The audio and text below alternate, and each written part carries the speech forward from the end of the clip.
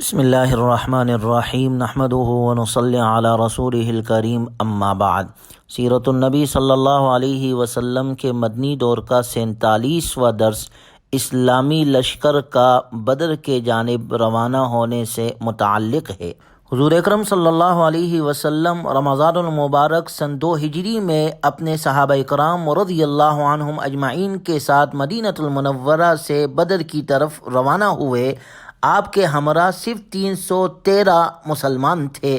سامان جنگ کی قلت کا اندازہ اس سے کیا جا سکتا ہے کہ مجاہدین اسلام کے پاس صرف 2 گھوڑے تھے، ایک حضرت زبیر رضی اللہ عنہ اور دوسرا حضرت مقداد رضی اللہ عنہ کے پاس، اور صرف 70 اونٹ تھے کہ ایک اونٹ پر 3 آدمی باری باری سے بیٹھتے تھے۔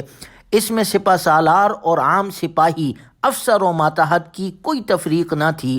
اس نظام میں خود رسول اللہ صلی اللہ علیہ وسلم بنفس نفیس خود شریک تھے۔ حضرت ابوبکر، حضرت عمر اور دیگر بڑے صحابہ اکرام رضی اللہ عنہم اجمعین بھی اس لشکر میں شامل تھے۔ اس لشکر کی تنظیم کچھ اس طرح سے کی گئی کہ ایک جماعت مہاجرین کی بنائی گئی اور ایک انصار کی۔ مہاجرین کا پرچم حضرت علی رضی اللہ عنہ کو دیا گیا اور انصار کا پرچم حضرت سعد بن معاذ رضی اللہ عنہ کو دیا گیا، اور جنرل کمان کا پرچم جس کا رنگ سفید تھا حضرت مصعب بن عمر رضی اللہ عنہ کو دیا گیا۔ میمنہ یعنی دائیں جانب کے افسر حضرت زبیر رضی اللہ عنہ اور میسرہ یعنی بائیں جانب کے افسر حضرت مقداد رضی اللہ تعالی عنہ کو مقرر کیا گیا۔ ساقہ کی کمان حضرت قیس بن ابی صعصعہ کے حوالے کی گئی اور سپہ سالار اعلیٰ کی حیثیت سے جنرل کمان رسول اللہ صلی اللہ علیہ وسلم نے خود سنبھالی۔ جب یہ لشکر مدینہ المنورہ سے روانہ ہوا تو ابو سفیان جو مشرکین کے اس قافلے کو لے کر چل رہے تھے، انہیں معلوم ہو گیا کہ محمد صلی اللہ علیہ وسلم مدینہ منورہ سے اپنے صحابہ کرام کو لے کر نکلے ہیں۔ اس موقع پر ابو سفیان نے فوراً اسی وقت فیصلہ کیا کہ مکہ مکرمہ میں سرداران قریش کو اس نازک صورتحال سے فوری طور پر آگاہ کرنا چاہیے اور ان سے مدد طلب کرنی چاہیے۔ چنانچہ ابو سفیان نے فوراً زمزم بن عمر غفاری کو اجرت دے کر مکہ مکرمہ روانہ کیا اور تاکید کی کہ وہاں جا کر قافلے کی حفاظت کے لیے آواز لگائے، اور پھر ابو سفیان نے احتیاطاً قافلے کا رخ ساحل کی طرف پھیر دیا۔ زمزم بن عمر غفاری کے مکہ مکرمہ پہنچنے سے 3 رات پہلے عبد المطلب کی بیٹی عاتقہ بنت عبد المطلب نے ایک خواب دیکھا جس کا اس پر بہت بڑا گہرا اثر پڑا۔ اس نے اپنے بھائی عباس بن عبد المطلب رضی اللہ عنہ کو بلاوا بھیجا۔ وہ آئے تو عاتقہ نے کہا، بھائی جان، اللہ کی قسم آج رات میں نے ایک خواب دیکھا جس نے مجھے بہت خوف زدہ کر دیا ہے۔ مجھے اندیشہ ہے کہ آپ کی قوم پر کوئی آفت نازل ہونے والی ہے۔ میں آپ کو جو بات بتلانے والی ہوں اسے افشا نہ کرنا، کسی کو بتانا نہیں۔ انہوں نے کہا، بتلاؤ تو صحیح، کیا بات ہے؟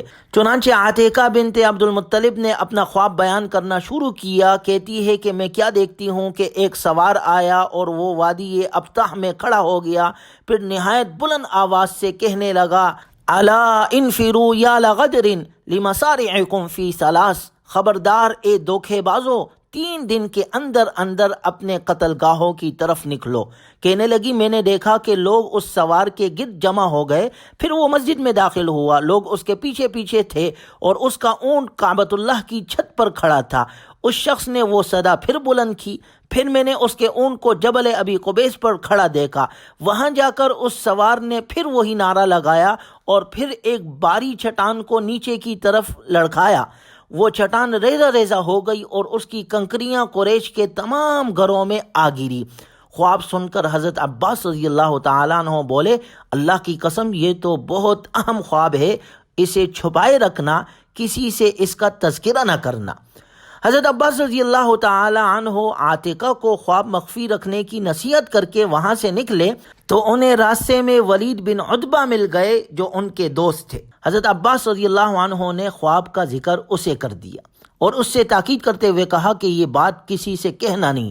ولید نے یہ بات جا کر فوراً اپنے باپ عتبہ کو بتا دی اور اس طرح یہ راز افشا ہو گیا اور ابو جہل تک بات پہنچ گئی۔ حضرت عباس رضی اللہ تعالی عنہ شام کو حرم میں طواف کے لیے گئے۔ وہاں ابو جہل کو دیکھا کہ قریش کی ایک مجلس میں بیٹھا ہے اور وہاں اس خواب کا تذکرہ ہو رہا ہے۔ حضرت عباس رضی اللہ تعالی عنہ کہتے ہیں کہ ابو جہل نے مجھے دیکھا اور کہا ابو الفضل طواف سے فارغ ہو کر میرے پاس آنا۔ چنانچہ میں طواف سے فارغ ہو کر اس کے پاس چلا گیا۔ ابو جہل نے مجھے مخاطب کرتے ہوئے کہا، اے بنو عبد المطلب، تم میں یہ نبیہ کب پیدا ہوئی ہے؟ یعنی تمہاری عورتیں بھی نبوت کا دعویٰ کرنے لگی ہے۔ حضرت عباس رضی اللہ عنہ فرماتے ہیں میں نے اس سے کہا تمہارا کیا مطلب ہے؟ ابو جہل نے کہا میں اس خواب کا ذکر کر رہا ہوں جو عاتقہ نے دیکھا ہے۔ حضرت عباس رضی اللہ عنہ فرماتے ہیں میں نے انجان بنتے ہوئے کہا اس نے کیا دیکھا ہے؟ ابو جہل نے کہا، اے بنو عبد المطلب، کیا تم اس بات پر مطمئن نہیں کہ تم میں سے ایک نبی کا ظہور ہوا ہے اور اب تمہاری عورتوں نے بھی نبوت کا دعویٰ شروع کر دیا ہے؟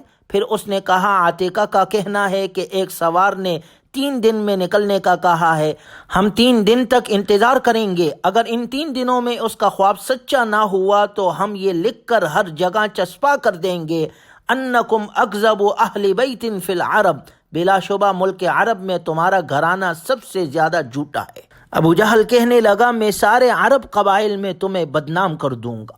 حضرت عباس رضی اللہ تعالیٰ عنہ فرماتے ہیں کہ عاتقہ بنت عبد المطلب کے خواب دیکھنے کے 3 دن کے بعد زمزم بن عمر غفاری اشتعال انگیز حالت میں مکہ مکرمہ پہنچا۔ ہر دیکھنے والا اور اس کی بات سننے والا متاثر ہوئے بغیر نہ رہ سکا۔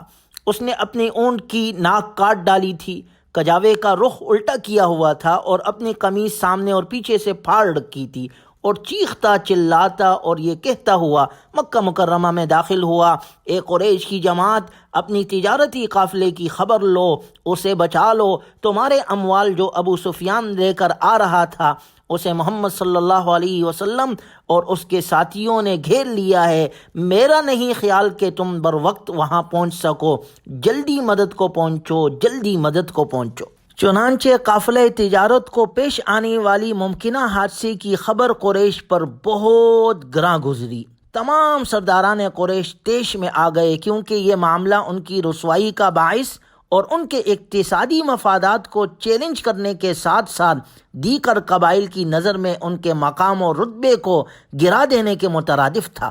اس لیے وہ اپنی پوری جنگی طاقت کے ساتھ اس سنگین چیلنج کا مقابلہ کرنے کے لیے نکل کھڑے ہوئے۔ مشرکین مکہ کہنے لگے محمد صلی اللہ علیہ وسلم اور ان کے ساتھی سمجھتے ہیں کہ یہ قافلہ بھی ابن حضرمی کے قافلے جیسا ہے؟ نہیں، ہرگز نہیں۔ کہنے لگے انہیں پتہ چل جائے گا کہ ہمارا معاملہ کچھ اور ہے۔ مکے میں جوش و خروش کا عجیب عالم تھا، ان میں سے ہر شخص اس جنگ میں شریک ہونے کا خواہش مند تھا۔ اگر کسی مجبوری کے تحت کوئی آدمی خود نہ جا سکا تو اس نے اپنی جگہ کسی دوسرے کو بھیجا۔ جو مالدار تھے وہ ناداروں کی مالی اعانت کرتے رہے، انہیں اسلحہ اور سواری مہیا کرتے رہے۔ اسی طرح گویا سب ہی نکل پڑے، خصوصاً جو سرداران تھے ان میں سے کوئی پیچھے نہ رہا سوائے ابو لہب کے۔ اس نے اپنی جگہ عاص بن ہشام کو بھیجا۔ یہ ابو لہب سے اس نے 4000 درہم بطور قرض لیے تھے۔ ابو لہب نے اسے کہا اگر تم میری جگہ اس لشکر میں شرکت کرو تو میں تمہیں یہ قرض معاف کر دوں گا، چنانچہ وہ اس وجہ سے لشکر میں شریک ہوا۔ گویا اہل مکہ کے تمام افراد اپنے اس قافلے کے بچاؤ کے لیے روانہ ہوئے۔ دوسری جانب ابو سفیان جو اس قافلے کو لے کر چل رہے تھے، وہ ساحلی راستے پر جب جحفہ کے مقام پر پہنچے اور قافلہ خطرے سے نکل آیا تو اس نے قریشی سرداروں کو پیغام بھیجا کہ وہ اور قافلہ بچ نکل آئے ہیں، لہٰذا آپ سب واپس مکہ مکرمہ چلے جائیں۔ اس سے قریش کے سرداروں کے درمیان اختلاف رائے پیدا ہو گیا۔ اکثریت نے مسلمانوں کی سرکوبی کو مستقبل کے خطرات سے اپنے تجارتی راستوں کو محفوظ بنانے اور دیگر عرب قبائل میں اپنی ساکھ برقرار رکھنے کی غرض سے مقام بدر کی طرف آگے بڑھنے کا فیصلہ کیا۔ بنو زہرہ نے اس کی مخالفت کی اور مکہ کے جانب وہ واپس پلٹ آئے۔ بہرحال قریش اور ان کے حلیفوں کی اکثریت آگے بڑھتی چلی گئی، چنانچہ 1000 افراد پر مشتمل یہ لشکر مکہ مکرمہ سے مشرکین کا روانہ ہوا، جس کا سردار ابو جہل تھا، جو بڑے غرور اور تکبر کے ساتھ نکلا۔ یہ لشکر سامان عیش کے ساتھ گانا بجانے والی عورتیں اور طبلوں کو ساتھ لے کر اکڑتے اور اتراتے ہوئے روانہ ہوئے، جس کا ذکر اللہ نے قرآن میں فرمایا وَلَا تَكُونُوا كَالَّذِينَ خَرَجُوا مِن دِيَارِهِمْ بَطَرًا وَرِئَاءَ النَّاسِ اے مسلمانوں، تم ان کافروں کی طرح مت ہو جانا جو اپنے گھروں سے اتراتے ہوئے اور اپنی قوت اور شوکت کو دکھلاتے ہوئے نکلے ہیں۔ تقریباً تمام سرداران قریش اس لشکر میں شریک ہوئے سوائے ابو لہب کے۔ جحفہ کے مقام پہ ابو سفیان نے ابو جہل کو پیغام بھیجا کہ میں بحفاظت قافلے کو لے کر نکل گیا ہوں، لہٰذا تم لوگ واپس ہو جاؤ۔ لیکن ابو جہل، جس میں گھمنڈ اور غرور سوار تھا، کہنے لگا اب ہم مسلمانوں کو سبق سکھائیں گے اور پورے عرب میں اپنی دہشت اور دھاک بٹھائیں گے۔ چنانچہ ابو لہب اس غرور اور تکبر کے ساتھ اس پورے قافلے کو لے کر بدر کے مقام پر پہنچا۔ اس موقع پر جب جناب رسول اللہ صلی اللہ علیہ وسلم کو ابو سفیان کی تجارتی قافلے کے بچ نکلنے اور قریشی سرداروں کی لڑائی پر ضد کرنے کی خبر پہنچی کہ ابو جہل اس لشکر کو لے کر بدر کے مقام پر پہنچ چکا ہے، تو آپ علیہ الصلاۃ والسلام نے اپنے صحابہ کرام رضی اللہ عنہم اجمعین سے مشورہ طلب فرمایا۔ بعض صحابہ کرام رضی اللہ عنہم اجمعین نے قریش کے ساتھ تصادم سے بچنے کا مشورہ دیا، کیونکہ انہیں ایسی کسی پیش آنے والی صورتحال کی قطعی توقع نہ تھی اور نہ ہی وہ اس کے لیے تیار ہو کر آئے تھے۔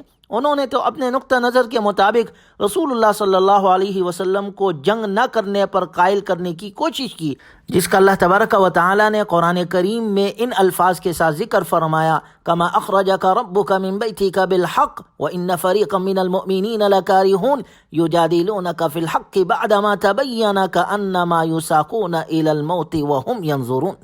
جیسے بدر کے موقع پر آپ کے رب نے آپ کو آپ کے گھر مدینہ منورہ سے حق بہترین تدبیر کے ساتھ نکالا تھا، جبکہ مسلمانوں کے ایک گروہ کو یہ بات ناپسند تھی۔ وہ تم سے حق کے معاملے میں اس کے واضح ہونے کے باوجود اس طرح بحث کر رہے تھے جیسے ان کو موت کی طرف ہنکا کر لے جایا جا رہا ہو اور وہ اسے آنکھوں سے دیکھ رہے ہو۔ وَإِذْ يَعِدُكُمُ اللَّهُ إِحْدَى الطَّائِفَتَيْنِ أَنَّهَا لَكُمْ وَتَوَدُّونَ أَنَّ غَيْرَ ذَاتِ الشَّوْكَةِ تَكُونُ لَكُمْ وَيُرِيدُ اللَّهُ أَن يُحِقَّ الْحَقَّ بِكَلِمَاتِهِ وَيَقْطَعَ دَابِرَ الْكَافِرِينَ لِيُحِقَّ الْحَقَّ وَيُبْطِلَ الْبَاطِلَ وَلَوْ كَرِهَ الْمُجْرِمُونَ۔ اور وہ وقت یاد رکھو جب اللہ تعالیٰ تم سے دو گروہوں میں سے ایک کا وعدہ کر رہا تھا کہ یقیناً وہ تمہارے لیے ہے، اور تم چاہتے تھے کہ جو غیر مسلح تجارتی قافلہ ہے وہی تمہارے ہاتھ لگے، اور اللہ تعالیٰ کا ارادہ یہ تھا کہ وہ اپنے فرامین کے ساتھ حق کو ثابت کر دکھائے اور کافروں کی جڑ کاٹ دے، تاکہ وہ حق کو حق کر دکھائے اور باطل کو باطل کر دکھائے، اگرچہ مجرم لوگ اسے ناپسند ہی کرے۔ یعنی حق کا حق ہونا اور باطل کا باطل ہونا ثابت ہو جائے، جائے کہ مجرم لوگوں کو یہ بات ناگوار گزرے۔ چنانچہ اس موقع پر جب آپ علیہ الصلاۃ والسلام نے اپنے صحابہ کرام رضی اللہ عنہم اجمعین سے مشورہ کیا تو حضرت ابوبکر رضی اللہ تعالیٰ عنہ کھڑے ہوئے، اس کے بعد پھر حضرت عمر رضی اللہ تعالیٰ عنہ نے بہت خوبصورت انداز سے بات کی، حضرت مقداد رضی اللہ تعالیٰ عنہ نے دو ٹوک موقف اختیار کیا، اور اس کے بعد انصار کے سردار حضرت سعد بن معاذ رضی اللہ تعالیٰ عنہ نے بہت عمدہ گفتگو فرمائی اس موقع پر، جس کا ذکر انشاءاللہ اگلے درس میں تفصیل کے ساتھ آئے گا۔ اللہ تبارک و تعالی دین کو سارے عالم میں پھیلائے اور ذریعے کے طور پر ہمیں ہمارے نسلوں کو استعمال فرمائے۔ وآخر دعوانا ان الحمد للہ رب العالمین۔